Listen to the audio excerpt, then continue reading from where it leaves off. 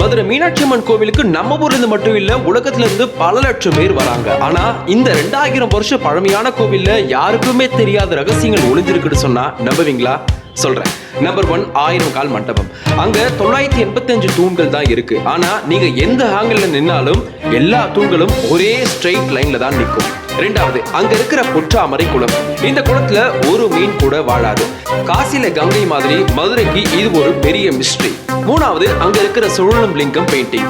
அது ஒரு பழமையான 3D ஆர்ட்னு தான் சொன்னோம். நீங்க எந்த பக்கம் நடந்து போனாலும் அந்த லிங்கம் உங்களையே பார்க்குற மாதிரி இருக்கும். நாலாவது, நம்ம மீனாட்சி அம்மனோட சிலை சாதாரண கல்லு கிடையாதுங்க. அது ரொம்பவே ரேரான மரகத கல். அதனாலதான் அம்மன் பச்சை கலர்ல மின்னுறாங்க. அஞ்சாவது, உலகத்திலே இங்க மட்டும் தான் நடராஜர் தனக்கு இடது காலை மாத்தி வலது காலை தூக்கி ஆடுறாரு.